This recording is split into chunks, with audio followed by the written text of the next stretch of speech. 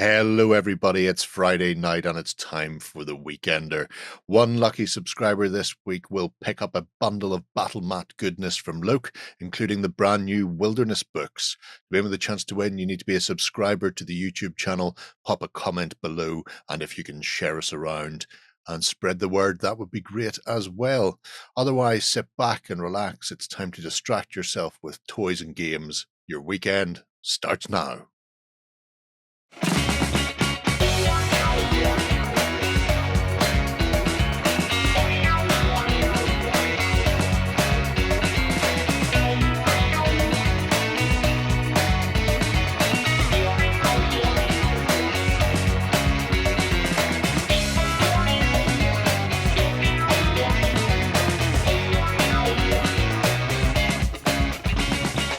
Hello, everybody. It's been an unusual week, but we're here to return you to some normality with talk of tiny fighting men, the best kind of fighting men. I'm joined this week by Free, Ben, and John, and we are going to be having a delve into a whole host of things. Obviously, if you want to win that Look bundle, stick your comments below. Tell us how great I am and how all my picks are always awesome.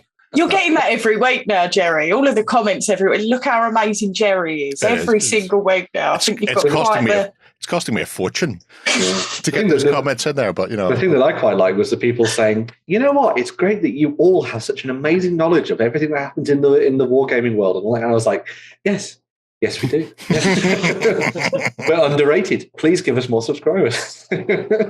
I can subscribe for more. It's a desperate plea. Anyway, yeah. So we'll kick off the show without any further ado with a cheeky little indie that I was planning on talking about in a few weeks' time for a completely different reason, and then after seeing what Ben had plucked forth from the hobby nuggets in the news mine, I went, oh, we'll do it now because it contains so many interesting things. And that is the indie of the week this week, Oshiro models. Ooh. Oshiro model terrain. So it is, don't laugh at me. I'm laughing with you, Jerry. Oh, that's all right. Shall I? There's a lot here. There is a lot here. I'm going to start with the reason I know they exist, and then we'll backtrack. And the reason I know they exist is I came across a company last year called Highgate Miniatures, and Oshiro are the stockists, the distributors for them. So the only way you can get them is through here, and it's a selection of 28mm Victorian Gothic horror. Oh. So, if you want vampires, chimney, Mary Poppins sweeps and stuff, then this is the place to go for them. Very cool. Obviously, pictures are tiny, which is what Lloyd loves in life. Which is why I was hanging on to it. I've been desperate to get Lloyd back in for another Indie of the Week just so I can annoy him with it. But you can't have everything in life. No, you need to get him control of the computer, and don't tell him that you can't open the pictures and for them to get bigger and just watch him get further frustrated. So there are acolytes, vampire hunters, characters, ladies of negotiable affection, all of that sort of thing. I love that. I'm actually going to bring in their blog. Because you can open the pictures bigger in there, and just to give people an idea of what you're looking at here. So big. My eyes. That's what happens when your nose is pressed to the screen there, trying to see the tiny picture. They're great. But especially those are really characterful. I like that. Yeah. You can see why I went looking for them. Yeah. I am by nature a little hobby butterfly. That's much, much more polite than what I was going to call myself. I thought, there'll probably be kids watching. I particularly like the massive cookery on that fellow who I imagine is the Yank. I can't remember the Yank's name in Van Helsing's little crew. Oh, yeah. Didn't he have a massive knife that he decapitated Dracula with? Spoilers for Dracula, by the way. Those are really cool. And do they come with the cobbled bases as well? Is that I think the couple bases are extra. Okay. Right. There's a set of resiny stuff. Look, you two could replay Sherlock with Iron Man. Sherlock beating that guy up. Yeah. Oh, that's right. Yeah, that's really cool. Yeah. Discombobulate. Yes. Oh, the discombobulate meme is amazing. But Highgate Miniatures, they do a terrific range. I don't believe there's actually a game behind it currently. I think it's just a range of miniatures. But for people getting into things like your silver bayonets and stuff like that, then you've got as I was criticizing a while ago, trying to find vampires who aren't all rocking the Bela Lugosi cape and stuff is tricky. And here we have, top hat and coat walking down Main Street. You'd also they'd easily work for like the Napoleonic setting, regardless of the fact that they're Victorian. Yeah. They're not so modern that they would stand out massively. But yeah, there was the game by the guys that do Forged in Battle. What's their name? They had a game that was basically like Victorian era sort of vampires and stuff, didn't they? In Wales and things. You could use those for that. The name escapes me, but you could use them for that. Yeah, I'm sure you could. Yeah. So anyway, this is why I was looking at that's beautiful. Oshiro, simply for the Highgate range, because they're just all awesome. And look, yes, that is pure Cushing styly. Look at that coat. I love how they've got upper class and working class miniatures as well, just to fit in the file with the theme of Victorian. Yeah. It's great stuff. So, if you're there for the Victorian, there's also various buildings because they do a big line of MDF stuff, so you can get your hands on warehouses and a small church or temperance hall. Oh no! Drink the drink. Don't temper it. Nobody wants to be tempered. Yeah, so you can build up your Victorian landscape to play out anything, because let's face it, if you're going to do something like Operation Sea Lion, World War II what-if invasion, you'll need a lot of Victorian terrace houses as well. Or if you're going to do modern conflicts or what-ifs, very British Civil War, things like that, being able to get in there and get your hands on various Victorian and Georgian townhouses and terrace rows and that sort of thing is all great. I've remembered the game. Yes. It's Empire of the Dead. There we go. You got it. There we go. Did you remember it, or did you have to look it up? I've been Googling frantically for the last... Bit of column A, bit of column B. Yeah. What are these made from, these frame pieces? So those are MDF. They do a mix of MDF and resin for some of the train pieces and the like. So if we go to Victorian sci-fi, because that's obviously great as well. If you two want to put British Home Guard onto Mars to fight back against the Martians, you can do that thing. Brilliant. And so you get resin pieces like this, like the resin turrets or some of the vehicles and walkers and the like, will be sort of combos. So they use the material that best suits, essentially. I love that. That's fab. There should be more Victorian sci-fi games. Very Iron Harvest-esque, that. Yeah. It is actually, yeah. H.G. Wells was right. I wonder why we don't see very much of that. I guess maybe it's just not... maybe is it because it's maybe a little bit too historical or something, potentially, for a lot of people, maybe? But, it's blurring the lines a little. Yeah. There's plenty of systems out there, and it has a very sort of strong following as pretty... When you combine H.G. Wells' fiction with the fact that he's more or less the father of modern wargaming, that there is a little core audience for the Victorian sci-fi. But I guess it's probably as sideline as a project as most Weird World War stuff, to be honest. Obviously Conflict 47, all those kind of games, they exist and people play them. Dust, for example, as well, but maybe not. Maybe they're just not as much in the zeitgeist, I guess. Yeah. But these are very cool. I like these. I like these because half your army can come from just standard historical ranges. It means, I suppose, that people are having to depend on one side of a faction, just the Martians type of thing, because people will just go and pick up Perry Plastics or Warlord Plastics or whatever it is. Perry Plastics are particularly good for Victorian sci-fi, actually. Pardon me. Especially the Zulu box, because they come with the Home Guard helmet with the little spikes and stuff. Anyway, I digress. So, since we're talking Victorian sci-fi and rules, they stock the Wayland Games rules. So this is an American company. Right, do things like Fistful of Lead and Galactic Starfighter and stuff. If you're ever looking for them, they have them all here.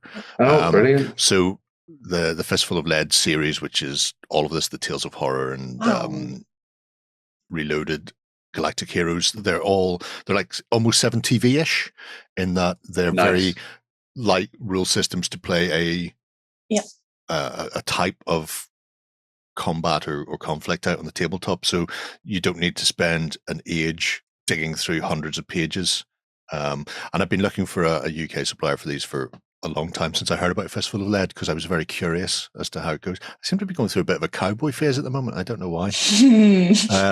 But anyway, did you pick up Dead Man's Hand by any chance? I picked up Dead Man's Hand, but I own all of the Legends of the West, which is a terrific system. Oh, great! Yeah, that's a good system. Yeah, I just picked up Legends. Progenitor to Lord of the Rings, or side by side styling. So I picked up Dead Man's Hand, and I'm just spending a lot of time watching old Westerns. Anyway, that's not the indie of the week. It's not my viewing habits on TV. But if you're after Wayland game stuff and you're in the UK or Europe, it may be easier to grab them from here than to go straight to the States. Yeah. Anyway, have a very quick look at the Boxer and Chinese stuff, because they're relatively small. Same period as Victorian. Boxer Rebellion is getting a couple of kits in plastic from Wargames Atlantic. There are some metals here for ossifers, which is handy. And then the sort of Chinese range also contains some buildings. That would be perfect for the Boxer Rebellion. So things like Blood and Steel, which is on the way. I can't honestly... The rules or the nation lists will not be in the main game for the Boxer Rebellion, but I think they're going to be in a supplement. But if you've got 15 minutes, you can probably work your way through making your own lists for them from the core lists that are in the book, because you'll have all the weapons and that sort of thing. It's just sorting out who would have what. It's nice that they've done the basics, like they've effectively covered all the basics for that. You've got your infantry and your commanders, and that's more or less all you need to make up the core of any army. Really, 100%. So it'll be interesting to see. And then obviously having the Boxers as well, possibly a little less heavily armed, a lot more sort of tribal weaponry and that sort of thing. So could be interesting. But like I say, you've got the figures there, but you've also have these wonderful bits of architecture. Oh, I love that. So get some walls. Make your fortress. And also rural buildings as well. Nice bit of scattering there as well, which is good to say. Yeah. Very nice. I like how it's like, this is a posh house. I was just trying to say that, Chinese posh house. Well, not to be confused with the rural ones where it's just going to be some sort of, there's a long farmhouse. Oh, it's very far away. That's why it's so long. Things look bigger in the distance. That is very true. Anyway, so here's why we're picking it up this week. I won't bother with the 40mm. Well, bother with the 40mm editions. It won't take long. There's only about 6, and they're all resin. If you're playing anything Japanese in 40mm, so potentially actually things like Kensei from Zenit. Yeah. It's bigger scale. Not sure how Bushido. Bushido's 35mm. So it is larger. So some of these things would work for it. The majority, they do a 15mm and the 28mm range as well, but it's nice to have options if you do play the sort of the more historic, the more heroic scale or fantasy scaled sort of Japanese settings. So all I can think of is also he's a ninja. Okay. Ninja for scale. Ninja for scale. I'm saying. But how do you know? You can't see the ninja. He's so stealthy. Do you know where that comes from? Well, also he's a ninja. No. Why ninjas look like that? I'm guessing it's actually something to do from a film or something, probably. Because don't people say that ninjas don't actually really exist or something? Well, they do say that. Obviously that's because they've never seen them coming at them like That's true. Yeah. Seeing who's belated, yeah. Essentially, in no theater, so the stylized Japanese theater, set dressers and stuff who would be shifting scenery while the actors on stage would dress head to toe in black. So you wouldn't. They'd be behind them. You could see them, but it didn't distract from the performance in front. Right. But then occasionally, if a ninja was required in an act, they would sometimes then pop out and then would kill people up and then would disappear. So essentially, they were part of the scenery. And then modern TV and cinema apparently just stole it from that. But anyway. So technically, that ninja was there for scatter terrain. Then that ninja's there. He was pushing the lantern onto the side. Carried that in. You ignore him and just focus on the terrain, so it makes perfect sense. I like the addition of things like the rocks to hold down the roofing struts and stuff. That's really cool. It's a nice little thing that you would kind of like sometimes just overlook. But like, why are those there? But they've clearly looked at lots of images and stuff and done their research, which is cool. Yeah. And you can play inside it as well. This is one of the resin kits. So a bit more expensive, but I think worth it. And you can't tell me different. Looks sizable. So. You're not the boss of me. Just do some of these as well. Obviously, a set of walls, always handy. Yes. Let's go to the gateway. The ninja could sneak over something. It's the most important thing. So you can leap from rooftop to rooftop, like in Crouching Tiger, or indeed pretty much any wushu type of thing. Yes, I know it's Chinese. No, but shut up. It's just the weekend where Jerry argues with himself. Well, apparently so. I don't know what's going on. Oh, these are cool. I like things where you just get a bundle of scatter terrain. Yeah. Because you can have that one sort of Japanese style building on the tabletop, but then you want to try and make it feel lived in. Yeah. So you put these things around it so it looks like people actually exist in this universe that you're playing. It's not just kind of some set that's been put together for a play. Yeah. Oh, they got the old school Japanese canon and everything. That's really cool. Oh, that's great. Yeah. I'm glad you approve, Ben. I like that. Merchant you can have on the side.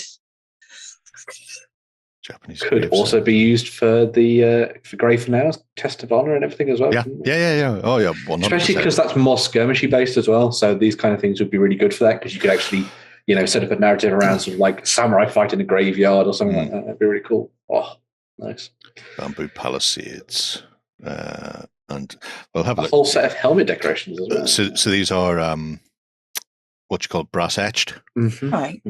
So it's a little fiddly if people haven't used brass etch, and more people haven't these days. You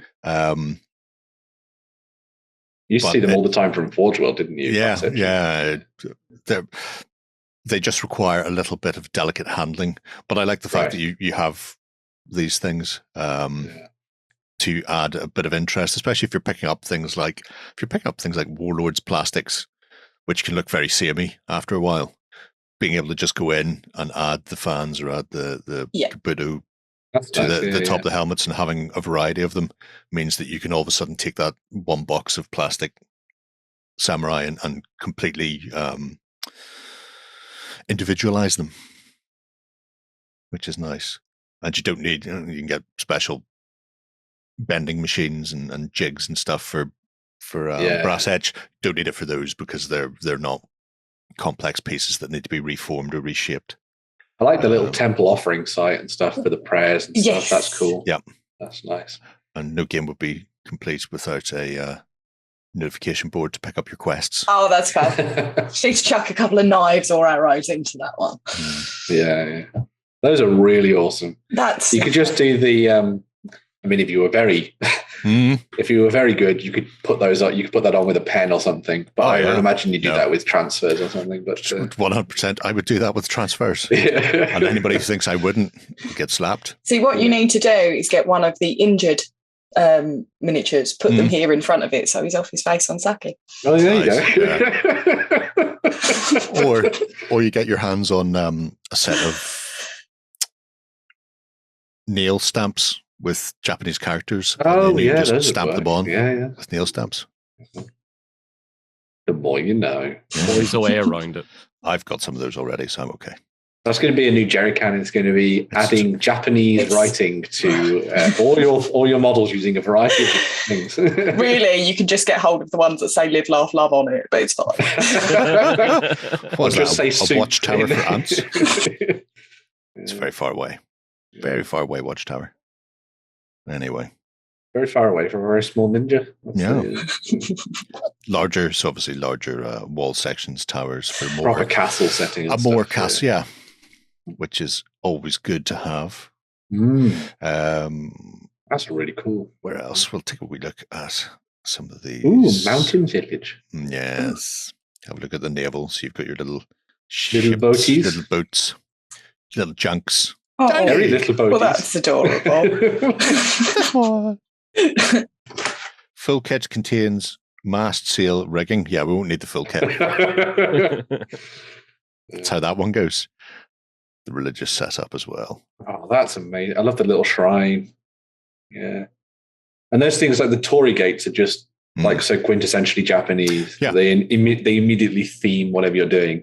So if you had a very kind of rural setting, just a couple of those in would suddenly make it pop, wouldn't they? So. If you're sitting at home with a bunch of historic or fantasy terrain, so hills, trees, and a green mat, you only really need a gate or a roadside shrine, and you've got, we're in Japan. You're in Japan. It's a very Yeah. quick setup to just bring you there, and then you can add more stuff over time. So the more complicated pieces or more expensive pieces. Yeah. The nice thing about simple ways. The nice thing about a lot of this stuff as well is that in most cases, a fair amount of this kind of scenery obviously it's been designed for that kind of feudal period, but it would work very far into kind of like even more modern conflicts as well, I would imagine, because I would think a lot of the more, at least rural places, wouldn't have changed that much, to be honest.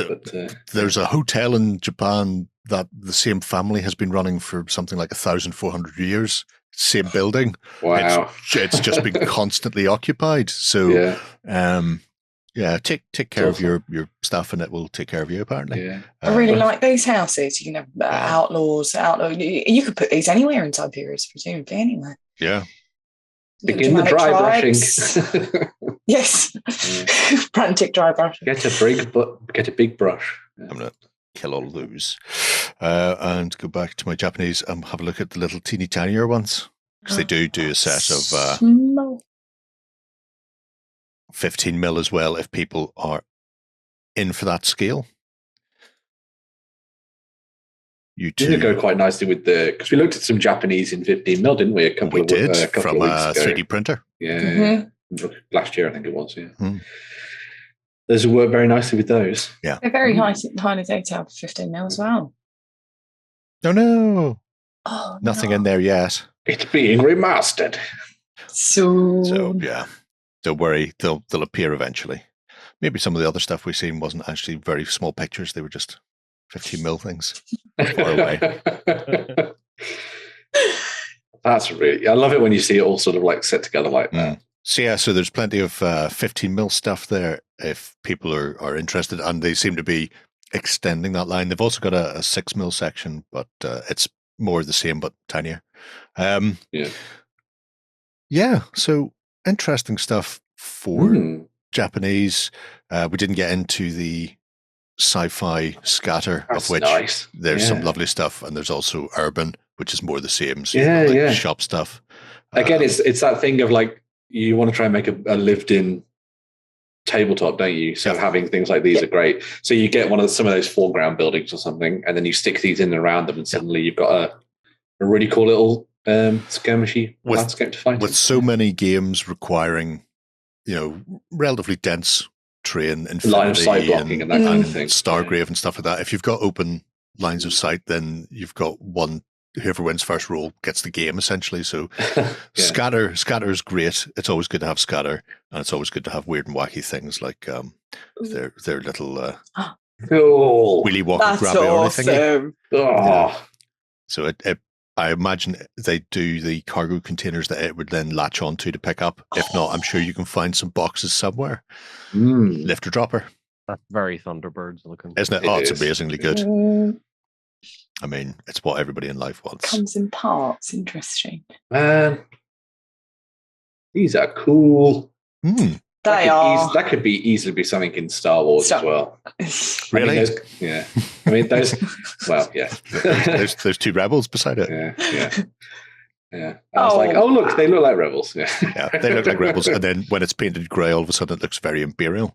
Yeah. Especially the cockpit. Go. Because that just screams AT-AT or ATST. Or no, actually, it's very similar to, if you cover the back ends, you've just got the front. It's the Lambda class shuttle.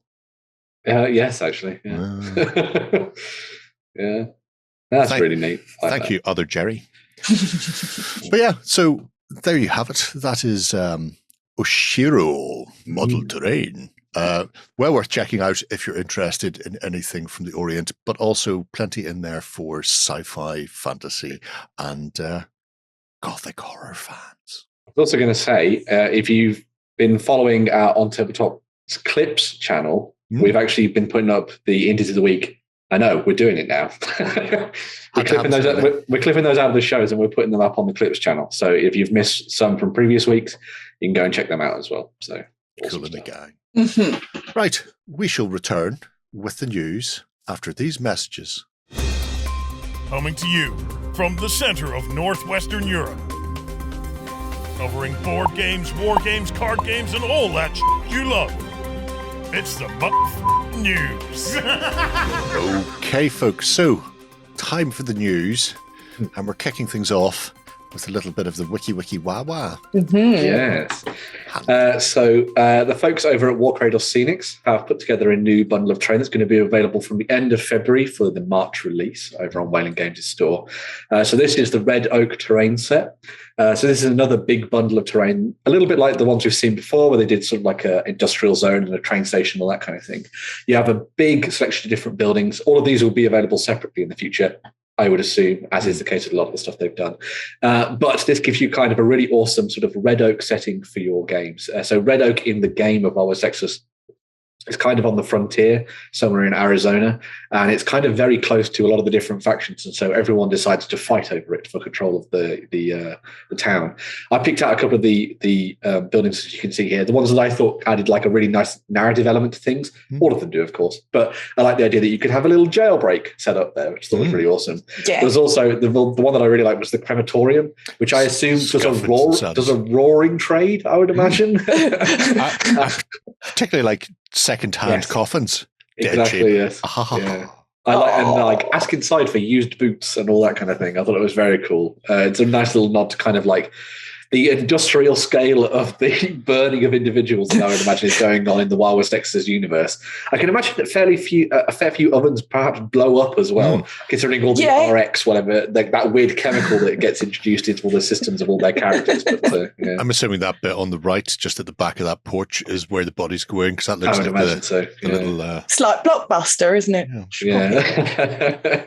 But I love that there's coffins all over the place. It's great. The other one that I really liked was the cat house. It's just got this amazing kind of like traditional old school bordello style to it, especially with the kind of that sort of cat motif at the top as well. Yes. It reminds me a lot of kind of like Moulin Rouge style thing as well. So it's really nice.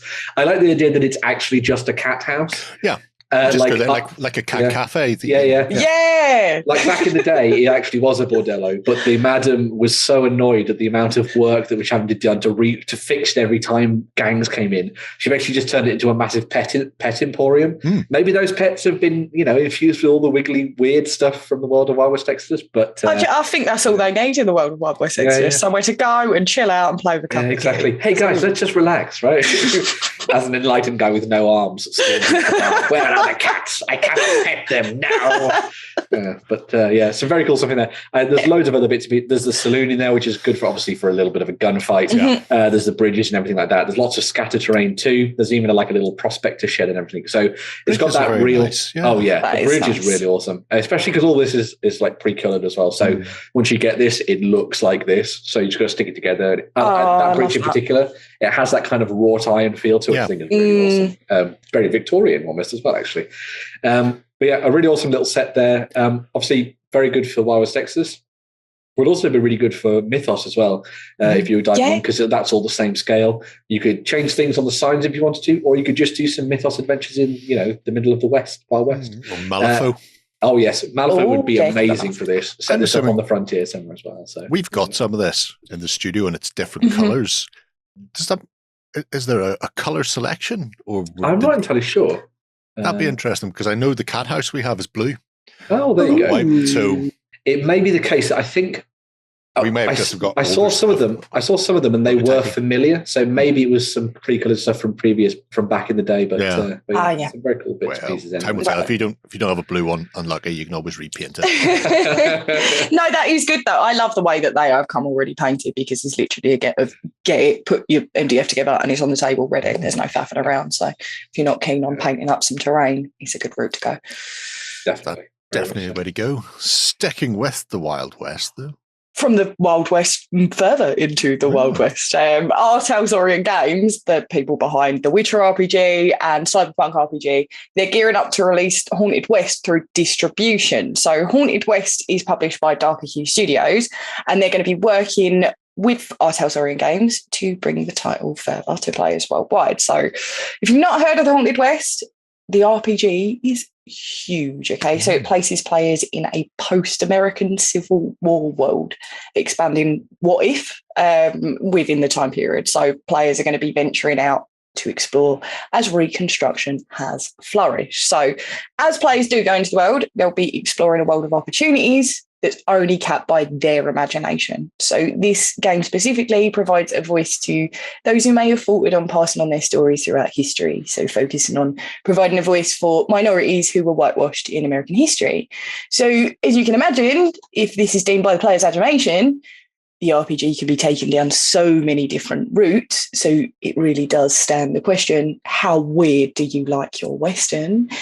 Dark Hue have said the opportunities are wide, so you can rustle cattle as a Chinese drover while keeping dinosaurs at bay. You can combat a legion of undead monsters, an indigenous gunslinger, or travel the Oregon Trail as a Jewish homesteader while being haunted by spectres who have perished along the way. So what this really does prove is that history can be rewritten at your table and going down the route in whatever way it takes you. So as I said, it is huge. The core book is 800 pages, so it contains a ridiculous amount of historical context and information spanning all the way back to the prehistoric era and up to the last stagecoach robbery. Oh, wow. So there's a lot of content inside. There's different alternative options of development after the Civil War. So there's an introduction to magic, mechanics, monsters, adventures, city building options, and a really diverse character creation. Let's see more. Oh, you want to see more? Look, there's aliens. There's aliens. But it uses the Ouroboros system, so just having your day 100 to hand. But if you do prefer your books digital and you don't want to wait, there is a digital version on Drive-Thru RPG if you want to get started and download the core book. Nice. There's a ton of resources on there as well, so you can get your free downloadable character sheets and a couple of settings as well to add into the mix. But if you do really, really, really want goods now, you can go over where Jerry is at the moment to the Darker Hue Studios store and get hold of that. Just because we've just spoken about Wild West Exodus, if you do want to play your RPGs incorrectly, as Jerry said, Wild West Exodus miniatures would really fit in theme with this, especially. So if you want to take your characters into a wider adventure, I'm sure Enlightened and even the Greys would have something to say about it in this story. Yeah. So hopefully, yeah. I know people really like the likes of Deadlands and stuff. People Deadlands really enjoyed those role-playing games. Yeah. So I think it would be fun to see people dive in and play something a little bit different from. Yeah, it is. Cool. Did you say it was Kickstarted? Was it? It was Kickstarted a couple of years ago. It was, but it's now hopefully now that R.Talsorian Games have got it for distribution. Wider distribution. We can see it a bit wider and can hear more about the title. So fingers crossed, you'll be Haunted West RPG over to your FLTS? Feel bad for that gadgeteer. Why? Well, anybody who's seen the Rocketeer will know that without some form of navigation fin, they're just going to take off. Oh, yeah, that's Cartwheel fair. through the air and then smash into a mountain. That top hat will not save you. It is not aerodynamic enough. Yeah. But yeah. Who knows? But yeah, it does sound like a lot of fun, and I hope that we can see this a lot more around the place, and it's not just confined to Dark EQ's website. 800 pages is a mammoth size. Yeah, the amount of historical context that's embedded in it is ridiculous, and you can create what you want to create. Interesting stuff. There's one for RPG nuts out there. Mm-hmm. So always good to have source books, even if you're not planning on using the rule system. You can just, collect them. Source books are great. That's what I do. I've got all these books. You never know when down the line you're going to turn around and go, you know what, I fancy playing X, Y, or Z, and maybe you've got a source book sitting there, and then you can just cobble another rule set into it. Yes. So it's kind of like 5e in reverse. Get the source books for 5e and then use a decent system with it. Anyway. Very good idea. Where are we off to next? I think Benjamino is going to tell us all about the Song of Ice and Fire. Yes. So the Song of Ice and Fire, which will never end, because he'll never write it. But if you want to fight out your own version of the Battle for Westeros, then you'll be very happy to know that the Stark and Lannisters are getting their own starter sets now from Simon. So previous to this, they were only available as part of the combined 2-player starter set for Song of Ice and Fire. These 2 new boxes, sort of give you a whole bunch of new characters with new sculpts, which is really cool. Updated sculpts kind of match everything else that's out there at the moment, alongside everything else you need to play. So you get the rulebook, you get the terrain. In A Song of Ice and Fire, a lot of the terrain is based just flat terrain, really. You also get tokens, you get the tactics board to the side as well. You get all the cards you need for all your various units, and you also get a set of themed dice as well. For those who haven't played the Song of Ice and Fire game, I kind of poo-pooed it when it first came out, but I was wrong. I have since played it, and I really like the kind of dual game that you play within it, because you have the battle on the tabletop. Yeah. Between the forces of, for example, the Starks led by Robb and all that kind of thing, against Jaime Lannister. But then to the side of it, you have the tactics board where all the people play around in the background. So you've got like Tyrion and your politics. They're all politicking around, and that kind of influences the way that the battle works out as well. So it's a really nice sort of like dual system that works together very nicely as a whole. And the one doesn't sort of supersede the other, which I think is really nice. It all feels very, very well balanced. And obviously, they've been expanding this over the years, and there's lots of different factions for you to dive into and play as. But perhaps if you were looking at the game now and you're thinking, I don't really want to buy the big set because I only want one of the forces, well, now you can pick either the Lannisters or the Starks and take them to battle on the tabletop. There's also Baratheons, Greyjoys. Greyjoys look very, very cool nowadays. There's loads of stuff for Daenerys' forces as well, which is really cool. You've basically got everything that you could want for A Song of Ice and Fire right now. Although a lot of people have been going, where are the Golden Company? Give me the Golden Company. I want the Golden Company. Where's the Golden Company? So I would assume Simon are listening, and maybe we'll see the Golden Company soon. So I think they ran into problems, did they not, when the leader of the Golden Company was killed by Deadpool? Well, yes. Something went wrong then. Those aren't the same sculpts that came in the original box. No, yeah. So they're all different. So they've been redone and updated, which is really cool. They've also, I think, the Karstarks in there are like a new addition to this starter set, because I don't think they were in the original set. Because I know you had Umber. I think you had Umber in the initial, but they've released. You had Umber, and you had the Sworn Swords. The Sworn Swords, yeah. So they've added, and obviously the new sculpts for Robb and Greywind and Catelyn and everything like that. So they've definitely come back to this and gone like, right, we'll definitely explode this and give you a few more options and things. So it's really cool. And it's the same for the Lannisters. They're also different sculpts. I will also say these boxes, not necessarily just the starter boxes here, but the individual boxes that you can get for Simon are very, very, very good for other games. I know a lot of people who have picked up a lot of the Night's Watch stuff to use for Rangers of Shadowdeep, because the Rangers in that are amazing. Also, some of the bigger creatures they do, so they've done the dragons, obviously, for Daenerys, but they've done the big giants as well. So if you want to throw some really badass giants into your games, you've got those there. These are slightly bigger than 28 mil, so they're like 32 mil-ish, most of these are. Slightly bigger and chunkier, but that means that they should still fit into a lot of very heroically proportioned games. So even if you're not going to play a Song of Ice and Fire with them, You could use them for Kings of War, Ninth Age, or whatever you wanted really as well. They're very good for Varangur and Northern Alliance Huskarls if you're planning on using Umber Hulks and Night's Watch. Just saying, FYI. Don't get those wildlings. Yeah. No, definitely not. That would be the worst thing that you could do. Yeah. You know nothing, Jerry. What can I say? Let's say nothing and just move on. But we'll stick in the frozen north and go for a bit of a chill. Shall we? Oh, that was good, Jerry. That was smooth. That was smooth. I don't know about you guys, but I can't wait to attend events again and actually go outside. Now the world seems to be going back to normal. CHILLCON's coming back for 2022.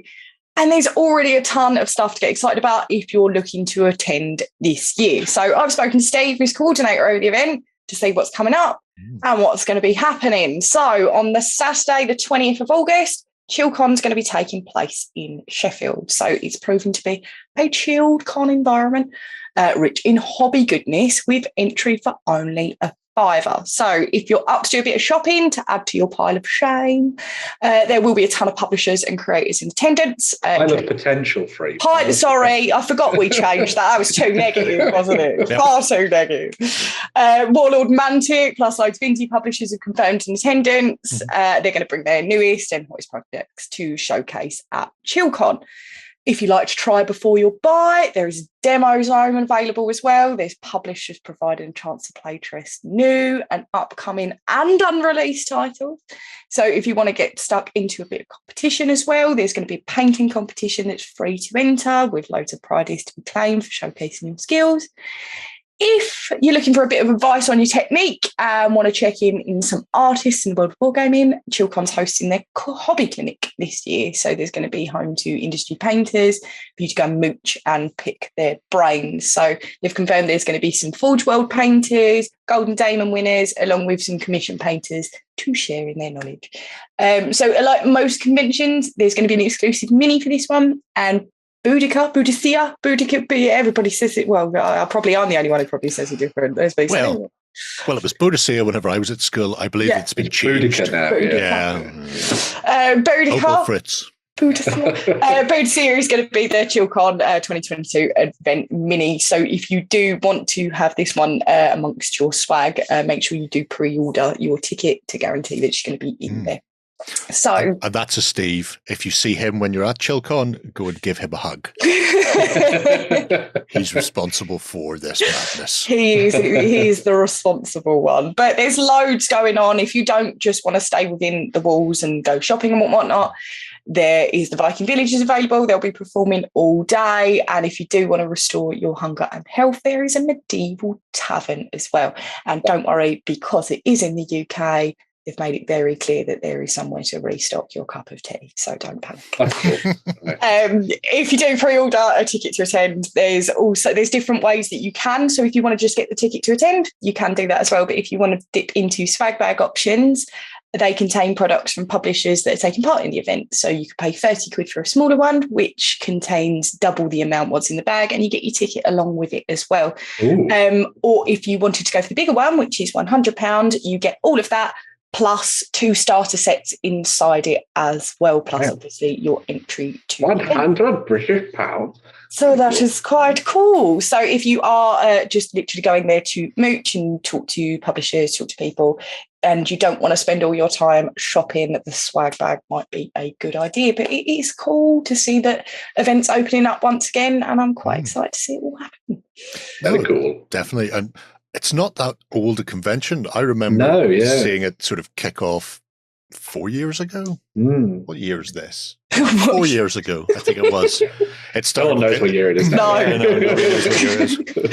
But I remember popping up on Kings of War Fanatics. Sort of going, I'm going to be doing this little convention, and it seems to have caught on well in the area. So plenty of games, plenty of other hobbies. We need more of them in the north. So. Yes. Yeah. That is the way to go. I imagine it'll be Yorkshire tea, just Yorkshire tea. No Tetley, no Nambari, none of that. No. Just Yorkshire tea. I know. Otherwise, you'll get a visit If you from ask for Earl Sheffield's Grey, you local. get escorted from the building. The Vikings will escort you out. Exactly. Yeah. Well, there you are. So Saturday, the 20th of August, plenty of time to book the time off work or phone in sick. It's on a Saturday, so you don't even need to. Well, unless you work Saturdays. Unless you work Saturdays, phone in sick. I need a day to chill. Got I the can have blue a flu. chill at the con. Yeah. Okay. Right. Bushido then. Oh yes. Another visit to Japan and the Orient. Well, yeah, we couldn't go without talking about this new starter set that there's been sort of rumored. So GCT Studios have been working on Bushido for a very long time. We've talked about Bushido quite a lot as kind of like a very awesome underground hit.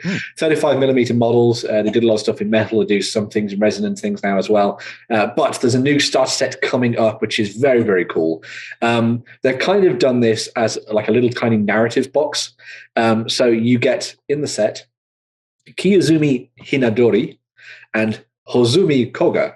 And they are a pair of lovers. They grew up in the same village, but they never knew each other. But when they became adults, they fell madly in love. However, in true Shakespearean style, they were at the head of two different noble houses that were constantly warring. And so they have found themselves on either side of the conflict. Even though they don't want to, they just love each other. Two houses both alike in dignity, Ben. Exactly, yeah. And so that is the setting for this new starter set. You're going to get these two models within it, as you can see down below. Very cool. It's the lady on the far left and the man on the far right, looking very swaggerlicious. But included within the box as well, you also get a whole bunch of What? swaggerlicious. It's the thing. I was going to congratulate you on your pronunciation of their names, but now I'm not. Because you Oh, it's pulled it gone. down with that swaggerlicious comment. Swaggerlicious. It's swag that is delicious. Okay, no, that's fine. But anyway. Fine. No, yeah. So the set comes with all the loads of different models in it. All of them are going to be Ronin. So that means that they can be used across every single one of the different factions within the game. So even if you have an existing Bushido force or maybe a handful of models, maybe you collect the Cult of Yuri, for example, with all their undead weirdness, you can add these two into that if you want to. They have obviously their own separate rules, which is pretty cool, but when they come together as a force, they get their own star-crossed lovers rule that comes into play, which means that each of them plays off the other and it's very much better at what they do on the tabletop, which is really cool. So you can actually start off perhaps with them at either end of a narrative spectrum, and then towards the end, bring them together into a large crescendous fight for their noble houses and everything like that. Very cool indeed. As well as that, we've also seen some previews for what's coming up from Bushido over the next couple of weeks. So we have a whole bunch of previews of new characters as well, which is very cool. Oops, I've just opened the wrong thing. There we go. I just need to remember their names. There we go. So yes, we've got a whole bunch of them here. So you've got Jinichi here, who is a very cool fellow with some very awesome sort of like chain style weapons with hooks and blades on the end of them. Very awesome little ninja fellow. It's like a member of the foot. Exactly, yeah. He can also employ poisons and things to take down his enemies. So even if he doesn't kill them in battle, perhaps they'll die afterwards. Stuff which is very cool. There's also Satu Togai, who again has a very awesome, I think chains seem to be the theme. So he's got a big sort of like almost nunchuck style weapon. Yeah, with big huge balls on the end of it as well. He also wears flame resistant armor, as apparently is the way by the Satu clan. So you can imagine him in kind of like a sort of very cinematic moment, sort of striding through the fire as his entire dojo is burning down or something. I thought you were going to say spinning his massive balls. Spinning his massive balls through the fire, yeah. There's also Musa as well. So he's a little bit of a pirate. So he comes with a whole bunch of different blades on his person to stab at you. He also has the rend ability, so when he stabs you, you can cut through your armor and do extra damage, which is very cool. There's also one of my favorites as well. There's Botan, who is the definition of a fiery fellow. He is a monk who has mastered the elements, and so he can beat you up with his fists. But if that doesn't work, he'll just set you on fire, which I think seems, legitimate, right? That's a good tactic. Help my monks on fire. Exactly. Please send a new one. Yeah. Icy fighter. Yes. That's really nice. It is really cool. Yeah, and the thing is as well, like a lot of people will see these renders and go, but that's not a real model. The guys at GCT Studios are very, very good at what they do, and most of the time, these will actually look even better than the renders in Finality. I mean, there you go. Well, you can see what they've done with that. Yeah. Oh, Swirling madness of smoke and death. Just amazing stuff. You know. So that's why you should never read Latin out loud. Ever. Yes, Stuff never. like that happens. There's also Satsuko, who is a sort of background support character for your group. She can manipulate ki in the game. So the whole sort of thing is that the game sort of revolves around ki. That's kind of like for use of action points and your abilities and that kind of thing. Yeah. She can generate more for your warband and mean that characters can take extra actions. She can sort of power them up and do more abilities and all that kind of thing as well. So there's a really nice section of different models. This isn't all of them. There's loads more coming out over the next couple of weeks for Bushido. This definitely seems like it's going to be kind of like the year to play Bushido and dive into their game, because obviously if that star set's coming out, that's a great way to sort of dive in and play the game and have fun with it, and maybe sort of play something a little bit different than you've potentially seen before. So yeah, because it does fantasy and everything in a very different way, which is cool. So I really like the characterization on the faces of the people. Yes, yeah, There's they're very good at capturing personality. There's a lot of personality in the sculpt. Yeah. The other thing I would say is, sorry, go on, Barry. No, I was going to say, I remember seeing them. Was it Salute we went to see them, or was it UK Games Expo? I still feel like I'm in the same year. It was one of the two. They were the amount of miniatures that they had from all different types of factions. It's such a diverse title. Yeah. Must have been UK Games Expo, because if I'd have spotted them, I'd have been all over them like, and I didn't do that interview. So for those people that are like, oh, these all look very like normal, they do some really awesome things within Bushido. So yeah, there's the cranes, there's all the Tengu from the Tengu Dissension. There's these really awesome guys called the Savage Wave, which are kind of like goblins and oni, but from sort of inspired by Japanese and Chinese folklore and stuff as well. So they've really dived in and sort of plumbed the depths of what that can offer. And it's a very, very interesting and diverse game that is, as I say, very narratively driven as well. So well worth a look if you haven't seen it before. So. Wait to the beat. And rounding out the news, we have some GW bits and pieces. Yeah. That's a surprise. It's almost as if the train keeps on trucking. Wait, that doesn't work. The train keeps on rolling and the truck keeps on trucking. Yeah. Is it Space Marines this week, Ben? It is Space Marines, but it's the evil kind of Space Marines. So all Space Marines. No. The newest sort of previews for Kill Team Nachmund came out, because everyone was wondering what the Corsair Void Guard were going to be going up against. Everyone had thought that maybe it was going to be Chaos Cultists, but it turns out that it's this new Chaos Space Marine set. So this isn't entirely different from the Chaos Space Marines that we've seen before. A lot of the components remain the same. However, they do come with like upgraded components for these. So you've got lots of things like alternative heads. You've got a very, very happy fellow there. That guy is really happy to be there. He really is. With the single horn, though, it should really have been a Nurgle Marine of some description, because that would explain the happiness. He's just been told he's Employee of the Month. Hey! But yeah, so this set comes with bits like that, like the different head options and the weapons and things, allowing you to make a much more of a diverse force of Chaos Space Marines. Obviously, this is kind of flowing into what they've done with previous Kill Team sets, where you kind of had a very unique one and then one that was kind of like a sort of an upgrade to an existing kit, which is exactly what they did with the Pathfinders before this for the town. But then this then means that when you build your kill team, you'll build around these specializations. So rather than you just kind of looking at your initial setup of Chaos Space Marines, for example, and taking a squad. Sure. And that's more or less it. This allows you to be a lot more specialized. I think they're probably looking to try and make Kill Team into a little bit more like what Warcry is, where you have very distinct and different warbands that you pick up. So if you pick up Chaos Space Marines, you kind of effectively get this box, and that's the best way to start kind of thing.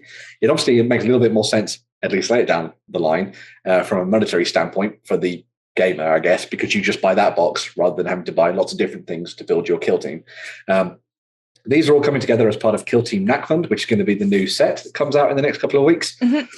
We'll talk about new codex coming up in a second, but I would assume this will be a couple of weeks down the line from that. This is going to come with, obviously, as I said, the Corsair Void Guard, who are the new Eldari force, alongside the Chaos Space Marines. You also get all of that Mechanicus terrain as well. Most of this, I think, is existing terrain. that's been out in previous sets and stuff that's just been repurposed for this one. But this also comes with new rules for playing within this sector and Nachmund. So you'll see that there's some really cool like hatches and stuff within that set. Yeah. So they've designed this so that like your characters can leap down to different hatches and pop up from other ones and all that kind of thing. So they've tried to make the terrain very sort of like interactive. Mario. You can do a Mario, yes. And green Mario. Yes. Except it's Mario with a bolt gun, and he just kills Bowser. But so Xenos scum. Bam, bam, bam, bam. Oh my god, that means that like Yoshi could be a cold one. Yes, it could. Oh wow! Yeah. Now where does Toad live? Toad's an orc. Yeah. Oh yeah, Toad's an orc. Yeah. But yeah. So if you're interested in a little bit more Kill Team, this set is going to be coming up in the next couple of weeks. As I say, well, as I've said previously when we talked about Games Workshop releases, especially when they're in these larger box sets, if you don't think that you want all of it, just wait. All of this stuff will be available later on, as they've done with previous sets. It all comes out separately in different boxes in the future. If you and a friend want to dive in and play Kill Team together, then that's probably the best way to do this. Split the box, take both of them, share the terrain painting, all that kind of thing. But yeah, don't worry that you're not going to be able to get something, because obviously, as I've said, things like the Corsair Void Scarred are going to be in the new codex and everything, so they're going to be in a separate box later. Just wait if you want to. So yeah, there we go. But if you're like me and you can't wait, there is also the news of a new codex coming out for the Eldari. So it was leaked. It was leaked endlessly over the last couple of days. But the new Codex Eldari is coming out this weekend for pre-order. I have to buy one. So yes, I'll be buying one of these so that I can play my games at 40k. It is 200 pages. So I think it's just a little bit smaller than the Chaos Space Marine Codex, which is pretty crazy. But it comes with rules for not just the Eldari, the Azuyani, who are part of the Eldari, but also the Harlequins and the Yanari as well. So many E's. You know that meme of Homer when he's like lying on the floor and he's just running in a circle? That was what Ben was doing when he seen this. Yeah, I was like, it's coming. I almost went, it's a me. But yeah, I'm still on Mario on the brain. So yes, this is going to come with all of the rules for playing as a bunch of different craft worlds. So all of the typical ones that you would have expected. Altansar, which is kind of like a fan favorite craft world, is actually going to be included in the next issue of White Dwarf. So if you want Altansar with their very lovely sort of like wine-coloured armour and stuff, then you can find the rules for them in the White Dwarf that's coming up. Never heard of them. Yeah. Sorry? What was that? Never heard of them. Oh, to be honest, John, I'd never heard of them either until people were like, "Oh my god, Altansar," and I was like, "I should wiki what this is." That's the wrong way to say Oathway, right? Yeah. Only proper fighters the Eldar have. Well, that's true. Yes. Yeah. They do look particularly badass in this new edition of the game, by the way. So, but anyway. Yes, so this book will contain all of the rules for all those different factions that I mentioned. I'm not going to go through them again. You're also going to get all of the sort of breakdown of stratagems and all the powers and everything like that. Big important thing, Eldritch Storm is back, and it's amazing. You're going to want to buy some Farseers. However, we also have some new models. So we've got Morgan Ra, who we talked about previously when he was revealed at one of the big previews. Looking very cool, looking very metal. We've also got the Dark Reapers. I should point out he's not actually in metal. he's in plastic. But we've also got the Dark Reapers here. They do have alternative head options. Some of them have got like the hoods, for example, for the Exarch and things. I quite like the kind of like targeted fins and those kind of skull helmets. I think they look pretty cool. If you want to change them, just green stuff. I like the meme of the Dark Reapers just looking like they have a little bit of a smile going on. Yes. Just a little bit. I'm okay with just a little bit of a grin. Yeah. Oh, you're dead. You are definitely screwed, man.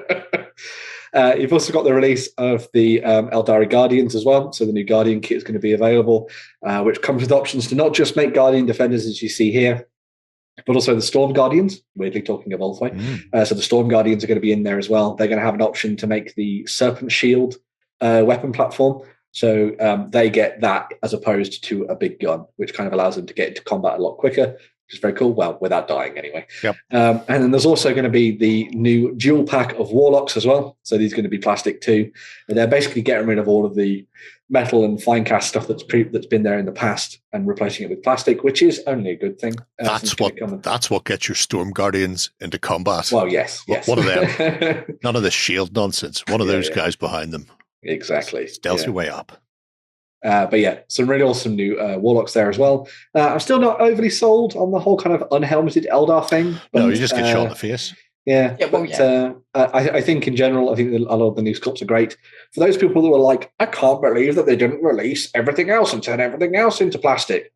Well, there are still months of the year and time. I'm true. Sure they will do it, because in no way does Games Workshop want to have an army that is plastic, metal, and fine cast. They will get round to make them in plastic eventually. So, like, if you're like me and you want plastic swooping hawks, then they will be coming. Hopefully, possibly. So, yeah. They'll be right behind the crate, won't they? Yeah. Right behind the crate. So yeah, some great stuff there for Eldari players like me coming up this weekend. So yeah, are you getting these? The world's most eye-hurting dice. You will not lose those. I really like them, but they are going to be ridiculously expensive. I think last time someone had put these dice out, they were £20 for a set. So it's a pound of dice. So if you had the Codex, which is going to be probably around £30, buy from your friendly local gaming stores or stored it on tabletop, people, because we are way cheaper than Games Workshop. If you were just buying them, retail from Games Workshop, that's £50 for some dice and a book, which is absurd. Yeah. But I probably will get the data cards later on down the line, because they are very, very useful, those ones. I'll probably just buy some dice from Etsy, because there's some really good custom 40k dice on Etsy. Yeah. Don't let anybody know that I told you that. But yeah, there are good ones. You've just said it publicly, Ben. Damn it! Right, you'll be fine. I can't be a spy. Yes. There's also the Triumvirate is going to be split up into individual models as well. Oh, so you don't have to get all three then? Yeah, so instead of having to pay like £50 or whatever it was for the big box set, you can buy each of them individually now, which is fantastic. This is really good for converters and people that like kit bashing. I know a lot of people already want to turn that into like a proper Dark Eldar model. A lot of people want to use it in Daughters of Cain as well for Age of Sigmar. Yeah, my favourite's the Vizark, actually, which is the second one. I think this guy's really badass and would look amazing as an Autark. I think he'd be fantastic. Covered in soul stones. Soul gems as well, which is very cool. The only weird thing is, why has his helmet got ears? How does he get his ears into the ear holes on the helmet? Do you have to align them? He has to wiggle. It's a vacuum pack. Yeah. And sucks them in. Okay, that makes sense. Yeah. Okay. Well, we can move on from him now. Yeah, and there's also the Yinkani as well. So that's the very Age of Sigmar, isn't it? It is actually, weirdly, yeah. But it's the incarnation of the spirit of death within the god of death, within the Eldar society. So you've obviously got the new they've got the new avatar. Screaming Slanesh. You see that on the tabletop, kill it. If you're not a player and you see that, definitely kill it. 100% kill it. It is as close to being chaotic as you could come without being chaotic, I guess. Without being chaotic. Bloody chaos. Look at that horn. Kill it. Exactly. Kill it and smash its spirit stones, smash them. Maybe the Space Marines were right. No, they weren't. No. But yes, some very cool stuff there for the Eldari. And if you're diving into Kilting, some options there as well. So lots of things coming up this weekend and in the future for Warhammer 40,000. There are also rumours in the future of even more interesting things coming up, including Horus Heresy. Horus Heresy plastic start set. We'll see. Yes, we will. That's for another day. Right now, we're going to take a quick swish, and when we come back, have a look at some 3D printing.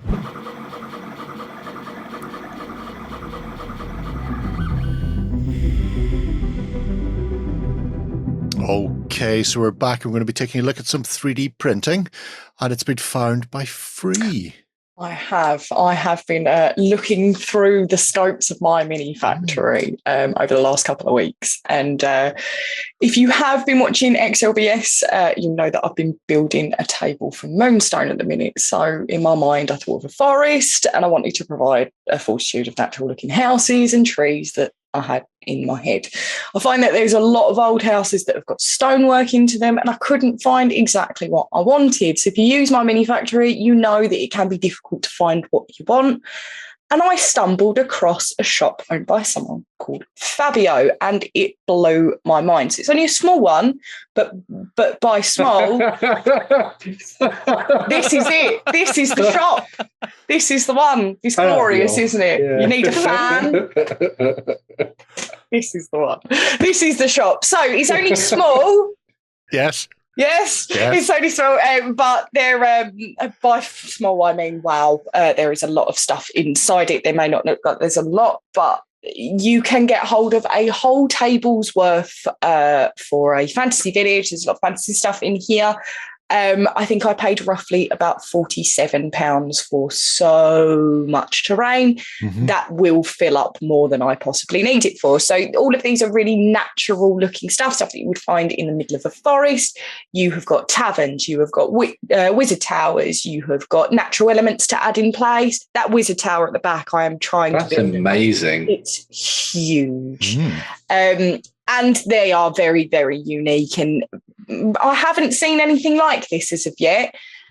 And I fell in love with it, really. And they've been printing nice. I mean, I had a mistake on my 3D printer. I screwed up, not it. But I've been printing them on a 0.4 on my Saturn. And they've just been coming out as gorgeous. So this is, I don't know if you can see it. This is one that failed, but it's been... they've been coming out clear. I need to figure out how to work my 3D printer to start it from this point rather than start again. Otherwise, I will end up throwing my 3D printer at some point. But as well as the tree village, they have got, well, inside that tree village alone, that one at the back has got houses inside it, shops. It's got the blip.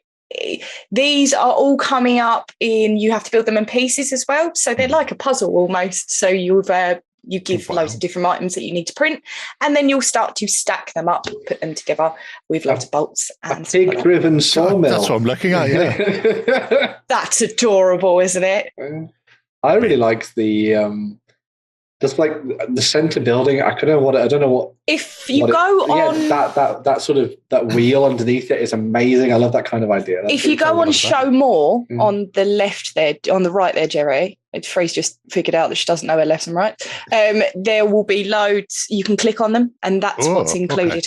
Okay. Oh. So do we know which one the thing is? What one are you looking at? I don't know. Whatever the thing with the twiddly wheel at the bottom was. Oh well, that looks cool anyway. Let's just. This the one with the twiddly wheel. That's the Academy of Sciences, is it? Is that the Academy of Sciences? It's the fortress. Got like a little like a baluster or something at the top of it as well. Yeah. But they're not. What I loved about these, they are quite grim looking. They're quite dark looking, and there's so much that you could do with it because they have that middle ground of dark and whimsy embedded as well. They're all scaled up for 28mm as well. So there is a couple of pictures that you can see just how big these are compared to on the natural elements one. You can see the picture next to 28mm and these terrain in particular, but as well as the tree village, you have got a ton of other stuff as well to put in, as well as a fishing village. Was this one? It's the airship landing pad. Airship pad. So there you go, all your different pieces put together. Support. They've got a very like. I know you said sort of like you said sort of a Henson look to them almost, and kind of like a labyrinth and I think that they look really good with the Hagglethorn Hollow stuff. Yeah, from Print Scenery. Is it Printable Scenery? Is it? Tabletop Troubadour do them. Oh, and Printable Scenery also sell them as well. Yeah, but the Tabletop Troubadour stuff, they look really fantastic. Oh, it's got the lock component. See, that's what it is. That's what I mean by puzzle. I couldn't really say that correctly, but they're very puzzle-like. I've been overwhelmed by the quality of the download, so I'm making my way through painting the Tree Village on my Saturn at the minute. As I said, 1.4 and 0.4, and they're printing very, very nice. Tried some of the natural elements so far, which are giant mushrooms and trees. But the Wizard's Tower is what blows my mind the most, but it's going to take quite a lot of time to build. The thing that's quite nice about those as well is that because they're so, they've been designed to be sort of like knobbly and weird, even if you do get some like printing errors here and there, it won't really matter. No, You exactly. just put some texture paint over it, or play around with it a little bit, and you'll have something. That's just insane. That's weird, isn't it? And that's a wee man. That's a wee man behind the giant spide rows that are pulling the giant skull caravan. Something you That's didn't know you crazy needed, good. did you? Yeah. It's Wow. not. It's not free as I thought I would say today. Yeah. But it is tiny in comparison. They are huge, these. But they are very, very well priced as well, which I've found. And since I've been printing a ton, it does all add up, and you get the odd little bit here and there that's just £4, that doesn't matter. But when it comes to buying, when you see something I love, for example, with a tree village, for what it works out, it's well worth it. That giant woolly mammoth is towing a village. I would use this alongside the stuff from Twilight. The Twilight, the world of Twilight. I think this would be amazing for it. Wow. That's really cool. Mm-hmm. They are very, very interesting. There's just so much going on in each. I feel like every single terrain piece tells a different story. Yeah. There is really unique factors in it. What's quite interesting is we tend to come to a lot of these 3D printing Patreons, and they do stuff that kind of almost feels like it's agnostic in many respects, and it'll kind of cover a lot of bases for all the sci-fi. Mm-hmm. I quite like that this is so unique and special. Well, not so unique. It is unique. It's unique and looks very specialized. I think it's really cool because it could sort of fit into a very distinct style of game that you wanted to play. And work with, as I say, a lot of those kind of slightly more indie options out there for wargaming. Like Mad Max. Yeah. Road, but with, a land caravan. Fantasy. Yeah. Wow. That's so cool. Only 82 centimeters long. That's one. Only. That tiny man's going to get stamped on. They're impressive. It's a wargaming table in its own right. Exactly. Yeah. I hide behind this village. The village moves. I run to keep up. That's really impressive. It's gorgeous mammoth as well. It's the scale, when you see the scale and just how much. What I loved when I was printing is that you can, as it's showing, as you got there, Jerry, you can actually use these for RPGs as well, or within your wargaming, because you can take the layers off and go inside the buildings too. So they're not just filled through with 3D print. You can actually look inside them. Ooh, Rune Tower. Ooh, piece of there it is, the tree village. That's the one with the wheelie thing. There you go. Look, the little wheel at the bottom that goes through the little water channel. But this is huge. I played Mousetrap. Sorry. That's not what they were aiming for there now. Yeah, no, it's bizarre. It's a absolutely nutter butter realm of stuff. It's kind of like, did you ever see Stardust? Yeah. Yes, yeah. It seems like something that, you'd park your ship off to drop off your lightning at this tree and start off again. I love it a bit. It's fantastic. It's kind of got like a Peter Pan's Lost Boys kind of feel to it as well. Yeah. Especially with the cannon. The cannon on it. Yeah. You're just missing, was it Butterball? But when in the file, in the file of this particular, you can see how much you get inside it, but there's different corners. So there's a particular house, there's the landing bit, and you need to put them all together. But there's so much just to this one piece alone that all of them, you can create a huge table from. Look, rigging. No more of that then. There'll be no more of that. Do like Crooked Tower. Frostgrave. Yeah. Oh. Crooked Towers are always excellent. And you can push someone off the top of it. Does that define how crazy your wizard is, how crooked his tower is? I'm pretty sure, that is exactly how that goes. But the fishing village as well is awesome. I haven't. I've really gone full force into the tree village, but this is. Use that for kind of like an Esgaroth Lake Town feel to it. Yeah. I think that's probably what they've used as a basis for this. Actually, kind of a little bit of a kind of hobbity vibe. Yes, well, does it? Lake Town. And I got a phrase in my head there, which was just Pirates of Carnivale. Oh yeah, that'd be cool. Oh yeah, that'd be an awesome idea to do. Or all your Carnivale characters playing through Tortuga. Yeah. Don't know why they're there, but they're there. Why not? We like canals. Why would we not like the sea? Yeah. The water. A dark tower. Dark Tower. Not Saruman's Tower. No. No. There's rooms for a big eye up there, though. Well, yeah. It's very Warcraft-esque. I'm pretty sure I've captured that in Azrak Valley. Oh, it's even got the little spiraled, spiral stone staircase. There we go. So much sibilance. Sweet. But this is what I mean. They're not filled through. I find with a lot of terrain prints, they are filled all the way through, but they've got the detail inside, which does save time on printing. That Dark Tower has just reminded me of something that nobody has seen yet, but will be really cool when they do see it. This is what I've been printing off at the moment, just little stab bits. Oh, I love that fallen down tree. So do you remember a while ago I showed you a picture of a fairy house underneath?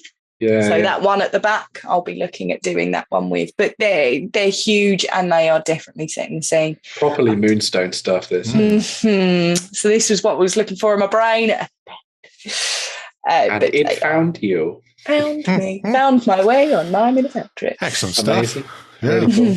Very nice little compact and bijou little 3D print on there. There's not a pages and pages and pages of stuff there yet, but what is there is absolutely stunning. Before we move on, Free, you said you had some issues with your 3D printer. John, have you had any failed prints yet? Oh. He's still a god. But that's because I haven't been printing. Oh, That still counts. I've ran out of stuff I want to print at the minute. For now. Yeah. I'm sure that will change in time.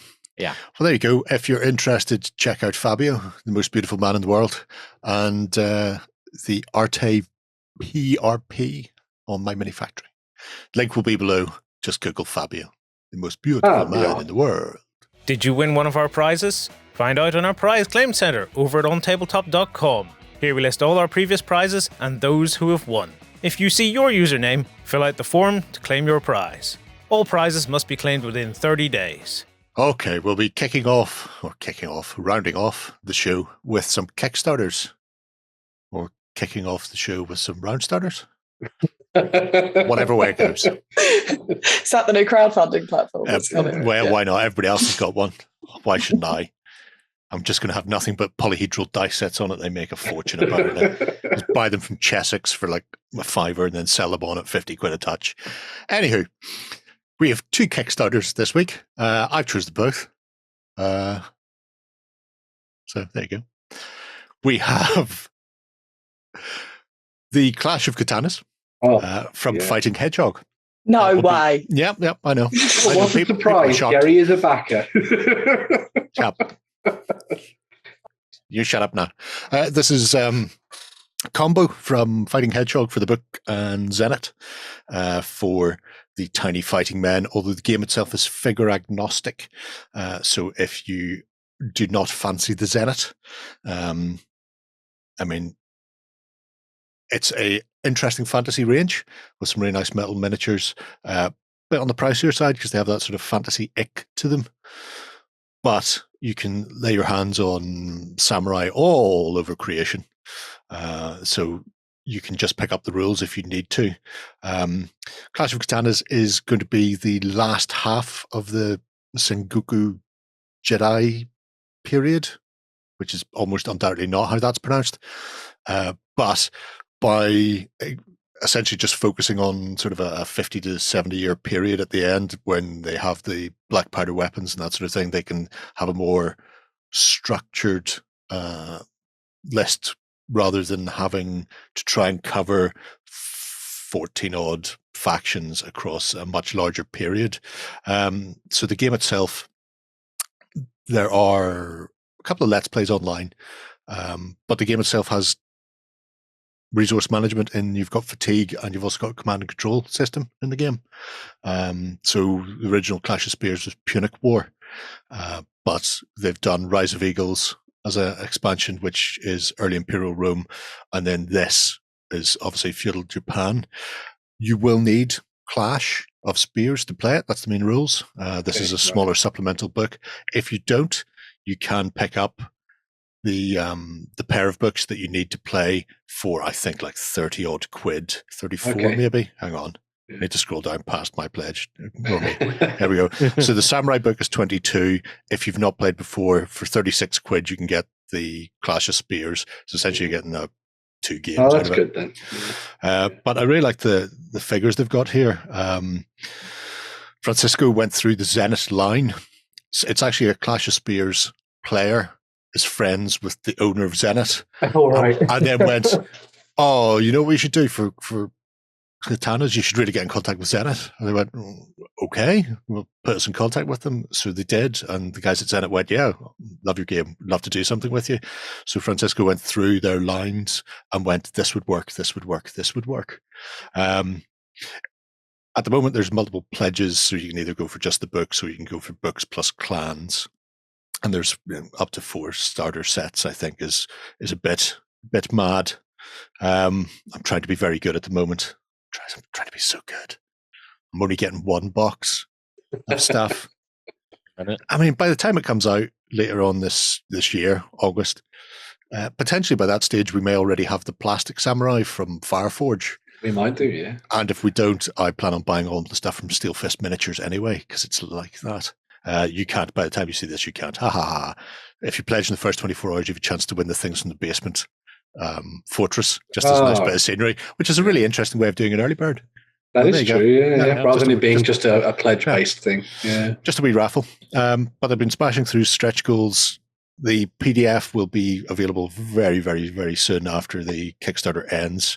And they're aiming towards other things like quick reference sheets and cardboard counters and that sort of thing. So the guys at Fighting Hedgehog generally do a relatively compact Kickstarter. This is their hobby. This is not their main job. So really, it's just a case of getting the books out into people's hands. You should have all of those if you're into historical wargaming. Is the starter set indicative of the kind of size of games that you play then? Or yeah, is it, in a similar way to Spears, 40 to 50 models aside is okay. Is fairly big. Some people in places have been running games with hundreds of figures aside, and the system still holds up at that. Although it is a thing of sheer madness to do it. I really like it because they've been working with Terje Solomon from Norway, who's written 7 books on samurai, and his 8th is about to be published. He's done all the history side for them. So the lists themselves are very comprehensive. They have the Ming Chinese and Koreans in the book as well for the Imjin War, where Japan invaded. Otherwise, it's mostly feudal Japanese based with a few sort of interesting things like the bandits and the peasants' army sort of revolt, but otherwise it's just the various clans, and they've tried to make the clans as historically accurate as possible, so that they are dissimilar to each other, because otherwise you are just going to be looking at here's 12 different versions of samurai. So if you're saying if you got like sort of 50 molds, it's kind of like a reasonable force, then effectively that just means you get 2 of those star sets potentially of the same faction in the way you go, more or less, because it's like 24 models or something, isn't it? So just double that up and away you go, really. Then. Yeah, I mean, there's no reason why you can't play smaller games as well. I think the points values have changed slightly to make the list building sort of more appropriate, but yeah, just the boxes by themselves are a decent way if you don't have anything. Like I said, there are other options out there. I know some people have been looking at the cost of the models. It's because it comes from that range, and prices are going up everywhere. So many samurai out there now, though. So every company and their dog does a set of samurai. Especially the Warring Clan stuff would be very good. So yeah, Warring Clans from Footsore would be excellent. Test of Honor, Bushido, we've named a few in the show already. want to say the Perry Samurai as well. The hardest thing to find will be the Okay. Koreans. Yeah. Ming Chinese, you'll be able to find. Koreans, probably less so. That may take a bit of digging, but at least the rules are there, so it's relatively comprehensive. And because the game is figure agnostic, theoretically it's also scale agnostic. Then you don't really have to play to 28mm. You can play to 1/72nd, which opens up a whole bundle of other companies and the sort of the soft plastic stuff. I should also say, with the Korean stuff, I really hope people do start to make kind of like this era of Korean warriors, because my girlfriend's obsessed with South Korea. And so we've watched lots of South Korean shows, a lot of them historical, and they have some amazing outfits and big huge hats with plumes of feathers on the top of them, very big bows and everything. Oh, very cool. So big huge hats with things on top of them are the best kind, I feel, in many respects. And zombies, so many zombies. Oh no, wait, that was that. That was like slightly different for them. Yeah. So the book itself is, I think, is going to be around 100 pages, introducing the lists, the background, the history, scenarios, and the changes to the rules or additions in the case of new weaponry, that sort of thing. It'd be interesting to see how the Koreans line up for fighting as well. Because they are similar but different in sort of fighting style. Obviously, the Ming Chinese have an interesting thing called the Mandarin Duck Formation. Did you know this? Mandarin Duck. What is a Mandarin Duck formation, Jerry? You get a couple of guys at the front with huge shields, right? Huge ducks, and then like I want to say it's like 6 to 8 guys behind them. And it's like mother duck with all the little babies behind. Okay. And so they all have huge, almost pike-like glaive weapons. And the guys at the front are the buffer, and then the guys from behind over. But they trained in like a small unit tactic. But then you can put multiple of these together. That's and all of a sudden cool. you have like full blocks moving formation. They have that. I think they have that. I must have a look. They also got things like fire throwers and stuff where you get like a lassoed rope around a big jar of very flammable liquid. You set fire to it, and then you spin it around your head and let it go. So that's one way of winning friends and influencing people from a distance. That'll do it, yeah. But yeah, no, I'm kind of I'm looking forward to this. I suppose I'm tepid on it at best. Anyway. Yeah, I know. It's not like you haven't been talking about it for a while or anything, Jared. Another game to coax Lloyd out of his little cave. Well, that'll be the. You can try. Eventually, it's got to come out, even if we get him like one of those Zorbs. So it could be like a hamster ball type of thing. You could just get him into the room, and then he can direct people to move his stuff while he's. You could do playthroughs in the bubble. You really could. It'll be the way to go. Anyway, if you're interested in trying large-scale skirmishes, is how the guys refer to it generally. Clash of Katanas. Clash of Spears, Rise of the Eagles, any at all of those, so Punic Wars and Imperial Rome and obviously feudal Japan. It's a really good system and a really nice blend of historical accuracy as well. The sort of fanaticism they put into getting the units to behave like they should is there.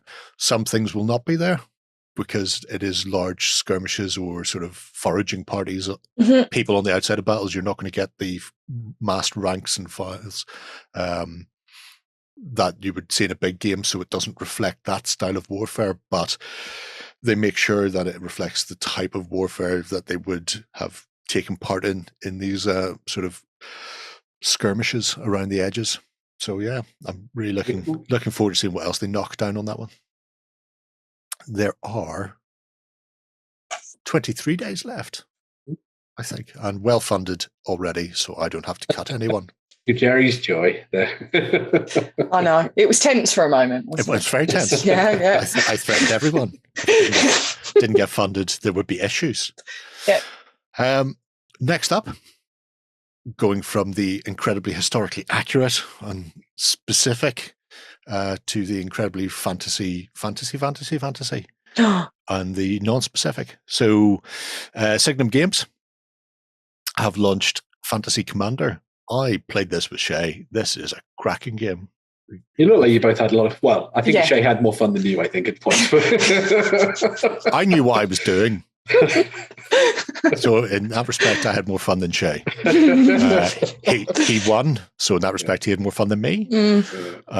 But it's an interesting little game, 20 mil strategy fantasy game set in Signum's.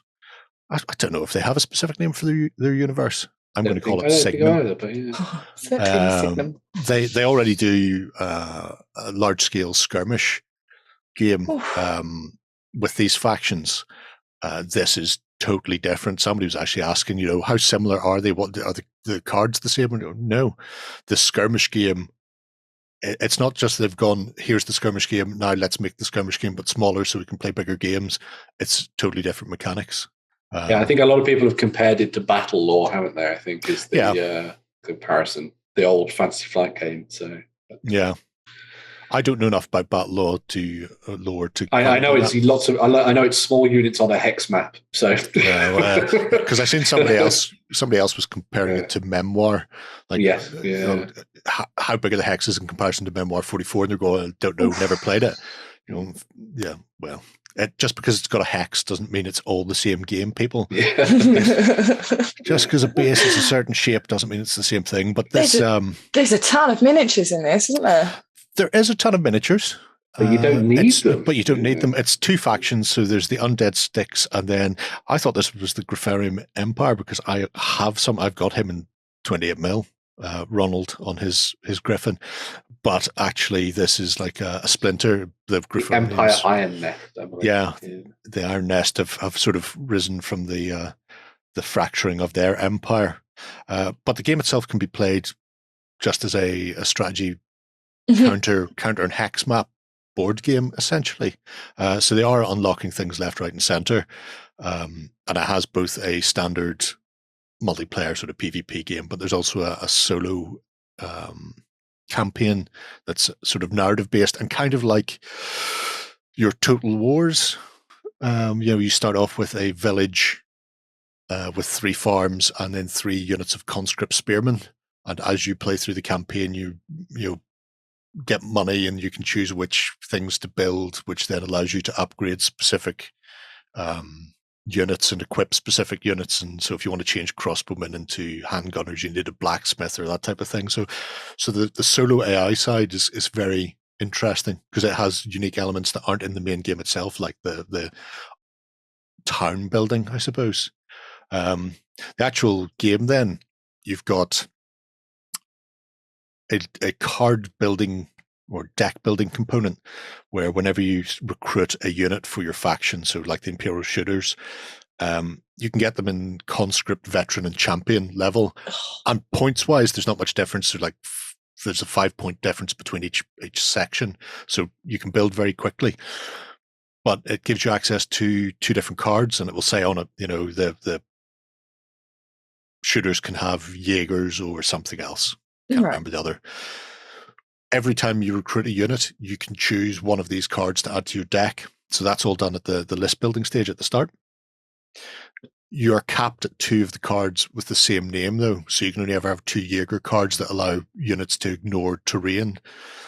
So if you have 2 units, then you can have 1 of each or 2 of the same type of card. If you have 4 units, you've got 2 of each card. That you capped. You can't have any more cards that they contribute. But you can still keep going and spam as many shooters as you want. But every time you add a new unit, you have to add a misfortune card to your deck instead. And these are things like, fatigue. Whenever they're drawn, they fatigue units or may cause wounds on units. It just generate nastiness to add a bit of fog and friction to your gameplay, which I really like because it's not just a straight, I've got 1,000 points, John's got 1,000 points, we're going to butt heads.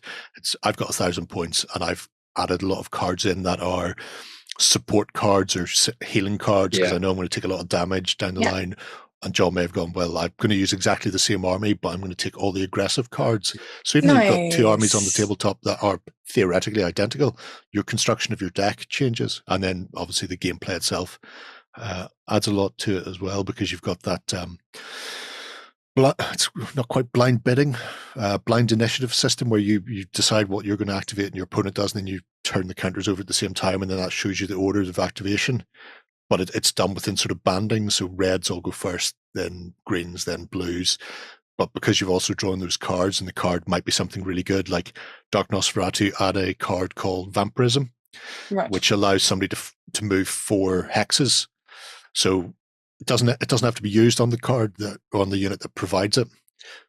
If it was my turn to activate, and I've got 3 units that could all potentially activate, and then I pull out that Vampirism card and go, okay, right.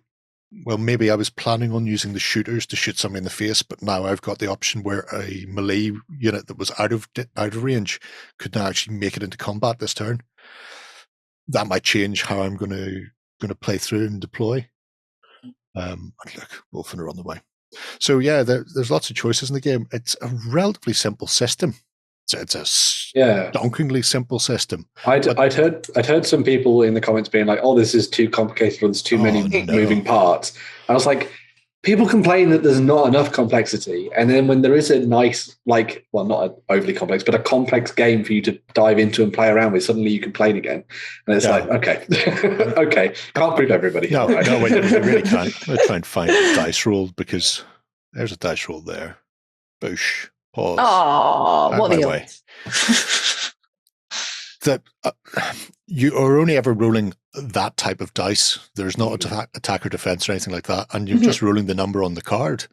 And then the only difference is you've got double swords and single swords, double shields and single shields. If a unit is weakened for whatever reason, whether it's an effect of something or if the unit has sustained casualties, then the single sword and single shields don't count anymore. And otherwise, a sword is a hit and a shield is a save. That's all you really need to know for that game. Red heal is panic. It's the most complicated thing because the unit panics and runs away. Right. And then green multiple helmets there are for support, so units can support each other. But the system itself is so simple, they can have the additional complexity of the keywords and the abilities layered on top because it's not massive. The list building part, that's something that's done long before you get to table. So the fact that you've got X number of units and then you've got these choices of cards, that's something you can do yourself. You're going to know what you're playing before you get there, make the choices, make the deck, etc. But that's the same as making any army or making any deck for any card game, isn't it? So there's the Flesh Devourer, who is not a giant snapping turtle. As you thought. Screwing a bomb. Although it's an image I can never get out of my head. No, thanks, Jerry. I can't unseen that. You're Brilliant. You're welcome. I was looking through the comments and the updates and things, and a lot of people were saying, "Oh, it'd be nice to see more factions for this." And they said they will do them. They're just not doing it as part of the Kickstarter because they don't want to overload people. They want to just give the 2 binary options of the Iron Nest or the Undead. Sticks. That's great. Just choose whichever one you want. And so it's a good way to get 2 people, kind of 2 per starter set equivalent, really. Yeah. And you don't have to use the miniature because you could just use there's like a basic version that comes with the like cardboard chits effectively, doesn't it, for the units, I think. So which is a really cool option for those people that maybe like more traditional sort of board gamey style experiences rather than just miniatures. So $50 is the 2-player starter set with just the cardboard tokens and then just little cubes to mark wounds or fatigue on them, and away you go. The rest of the stuff is just eye candy. I mean, they are really nice eye candy though. Like I say, I own quite a bit of their 28mm/32 mil line. Anyway, so I know what their stuff's like. The miniatures themselves will be resin, which may be a deal breaker for some, maybe not for others. I will say I've never had a problem with any of their resin.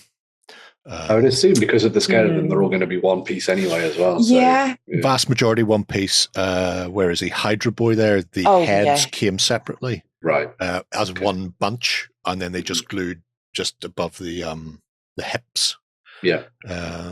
On the body. So I mean that is potentially 2 parts, and the head on Chuckles there and his shield hand was separate as well. He can smash people. I never managed to smash Shay. I was very annoyed. But no, I think it's a beautiful game, which is why, despite the fact I have it sitting next door, because the prototype set is staying with me, I've still gone ahead and backed it for I want all of it, please. All those miniatures for you to paint, Jerry. Yeah, well, or at least spray one color. What can I say? What I will say is this, because there's no escaping it this week. They are based in Ukraine. And obviously things have gone sideways. It runs for another 3-4 weeks. As of this morning, the guys were still plugging away, business as usual. People are still commenting and carrying on with business to earn a living. So hopefully things settle down and stuff goes on. You've got 3 weeks if you want to back it. Show them the support for the game. Go for it. If things look like it's going to go pear-shaped, I imagine they will just cancel the Kickstarter, or you've got plenty of time if you want to scrub out of it. But I think it's well worth investing in. There's an article on the website where I talk more in depth about it, and in that there's also a link to a Tabletopia simulator where they have the basic scenario and the 2 factions, and they're also using the renders from the models, so you can actually zoom in and see. I mean, you not can all actually, the detail, but you can actually pick up the individual models and throw them off the table when they're done. Oh god, yeah. Or in my case, pick them up the individual models and go with the fallen over again. And because I'm still good at using digital computers and mediums and stuff, you've rolled the dice onto the game. 20 minutes trying to pick an Oronox Knight up off its side before finally giving up and just pushing it across the table. Going, that's how it works. That's how the game is played now. But yeah, Fantasy Commander, 21 days. 21 days left as of when you're seeing this, and also well funded and well worth a look at. So there we have it. That wraps up my picks for Kickstarters this week. Well done. Good picks, Jerry. Good picks. I know. Well done, you. Why, thank you. If you fancy seeing more of this nonsense, we'll be back on Sunday morning for the XLBS for the Cult of Games. You can join us over on tabletop.com. And if you're not already a member, you can join up for a 30-day trial. See what we're getting on about. There we go. That's what you have to say when you join. The Cult of Games. What they said. If you want to win that big bundle of BattleMats from Loke, don't forget to subscribe to the YouTube channel and comment below. And otherwise, we will see you next Friday. Enjoy your weekend. Stay safe, everyone. Go ahead and check out our other content on screen now. And while you're at it, why not hit subscribe and remember to ding our dong. Go on, you know you want to click it. Go on.